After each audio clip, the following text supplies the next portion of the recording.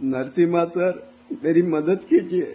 मुझे ये आपका कांटेक्ट मुझे तुलसी भाई जोशी ने दिया था, जो पालघर में है। उनसे मेरी बहुत अच्छी जान पहचान है। यहाँ पर मैं यूरोप में काम करने के लिए आया था। एक एजेंट ने मुझे बहुत बुरा फंसा दिया है यहाँ पर लाकर। किसी भी तरह की कोई मदद नहीं करता है सर, वो किसी भी तरह की कोई मदद नहीं करता है।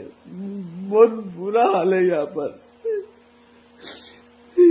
कंपनी से भी मुझे टर्मिनेट किया गया झूठे झूठे इल्जाम लगाकर, क्योंकि मैंने वो इंश्योरेंस का लिए उनसे बात किया था कि हमारा मेडिकल इंश्योरेंस क्यों नहीं होता इतनी बड़ी कंपनी में। तो उन्होंने हमसे झूठ बताते कि तुम्हारा 1050 का मेडिकल इंश्योरेंस होता है, बट नहीं होता है मेडिकल इंश्योरेंस।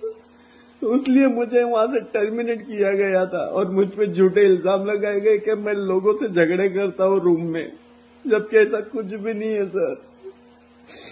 प्लीज मेरी मदद कीजिए सर, यहाँ से निकालिए मुझे। इस अल्बानिया में फंसा हूँ मैं यूरोप के अंदर। प्लीज मदद कीजिए सर। तुलसी भाई, मेरी आपसे रिक्वेस्ट है, मैं यहाँ पे बहुत परेशान हो चुका हूँ यूरोप के अंदर।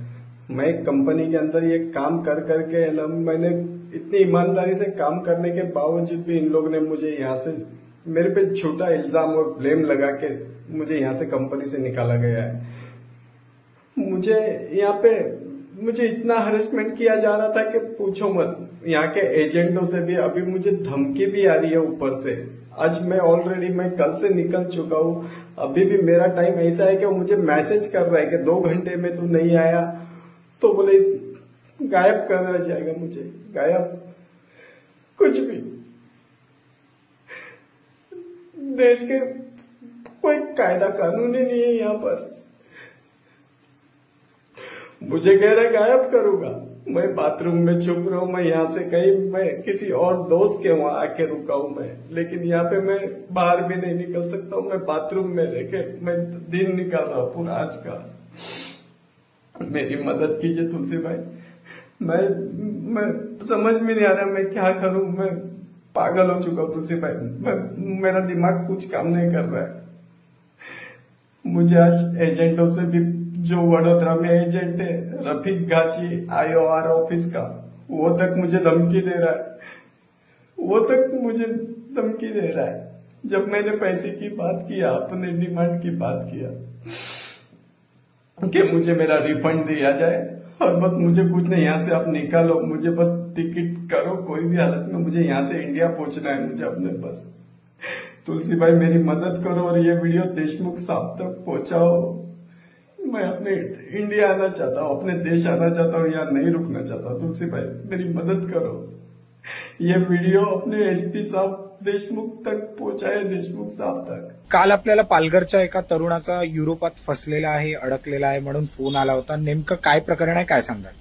मुळात तो मुलगा उमेश धोडे नावाचा पालघरचा तरुण आहे आणि तो युरोपला गेला होता कुठल्या एजंटच्या माध्यमाने, आणि त्याने मला फोन केलेला की मी इथे अडकलोय, इथे माझे जीव धोक्यामध्ये, आणि तिकडच्याच एका एजंटने त्याला धमकी दिली की तुला इथून गायब करेल. आणि तो खूप रडत होता. बाथरूम मधून त्याने मला कॉल केला. मग मी त्याला धीर दिला, घाबरू नको, तुला 120% तुला आपल्या इकडे भारतात तुला आणेल, फक्त तू संपर्कात राहा. मग तात्काळ मग तिकडच्या त्याला विचारलं तू कोणाच्या माध्यमाने गेलाय, तर तो बोलतो मी बडोद्याच्या एका एजंटच्या मार्फत गेलेलो आहे, आणि बडोद्याच्या त्या एजंटचा कॉन्टॅक्ट नंबर घेतला. मग त्याला मी संपर्क साधला तर तो अरेरावीचे उत्तर द्यायला लागला. मग तिकडच्या जे आपले कमिशनर आहे नरसिम्हा कोमर, त्यांना मी संपर्क साधला, नरसिम्हा कोमर साहेबांना, आणि त्यांना सांगितलं की सर अशी घटना आहे, असा मुलाचा फोन आलेला आहे आणि तो पालघरचा आहे मुळातला आणि त्याला जीव धोक्यात आहे. नरसिम्हा कोमर सरांनी तात्काळ तिकडच्या त्यांची यंत्रणा पूर्ण टीमला फोन करून त्यांना सांगितलं, आणि त्या मुलाला त्या साहेबांनी स्वतः फोन संपर्क केला. पालघरचे आपले यतीश देशमुख सरांना पण मी संपर्क साधला, त्यांना पण सर्व हकीकत सांगितली. त्यांनी पण त्या मुलाला कॉन्टॅक्ट केला, आपल्या उमेश जोडीला, आणि त्याला मुलाला धीर आला, आणि त्याच्यानंतर ही सगळी बातमी बाहेर आपल्या माध्यमांनी पसरली.